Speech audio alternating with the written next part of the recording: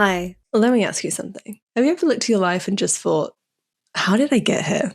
A job, a relationship, a version of yourself that once felt right, but now it just feels like a costume that no longer fits. And the scariest part? Actually taking it off, letting go and starting again. Because somewhere along the way, we were taught that starting over meant that we'd failed. We gave up or we're behind. But psychology says a different story. Hi, I'm Jasmine, and welcome to my channel. Here we talk about all things psychology, based on empirical backed studies, psychologists, and of course everything is referenced down below, so if you are interested in particular articles or where I've got this information from, it's all there for you. So, back to the video. Starting over isn't weakness. It's often the moment that we grow the most. We don't restart because we're lost. We restart because we've outgrown something. And that's not failure, that's evolution. Why starting over feels hard? Here's the thing. Even when we choose to change, it still feels unbearable. The question is, why?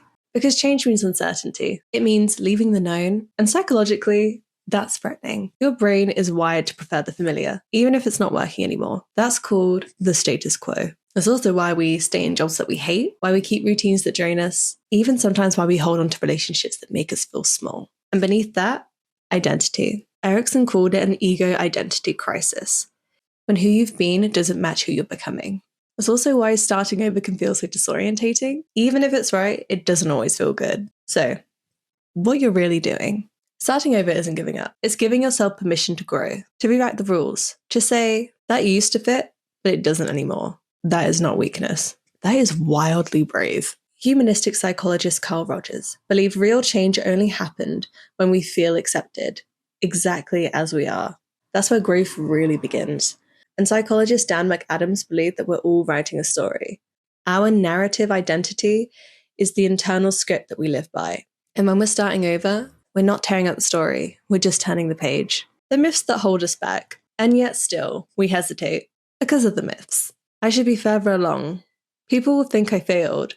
I've already invested too much to walk away now. These thoughts feel like logic, but really, they're just based in fear. The sunk cost fallacy convinces us to keep investing in something just because we've already started.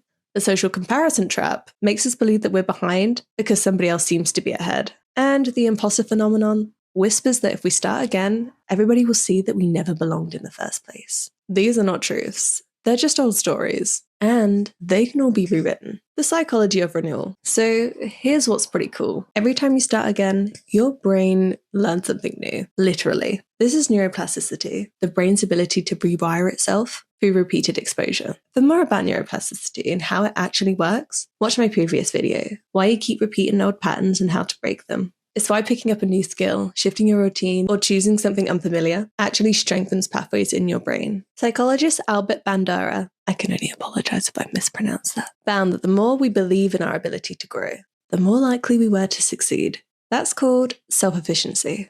So yeah, starting over might feel shaky, but beneath the fear, your brain is doing something pretty incredible. It's letting go of old loops and learning to build new ones. You're allowed to change your mind. To grow out of something that you once really, really wanted, to grow out of something you once begged for. Starting over doesn't always mean that you've lost something. It means that you learned something, and now you get to choose all over again. Remember, it's okay if it takes time. It's okay if it's messy. There is no timeline to becoming yourself. You don't have to be perfect, you just have to be present. So if you're starting over again, this is your sign.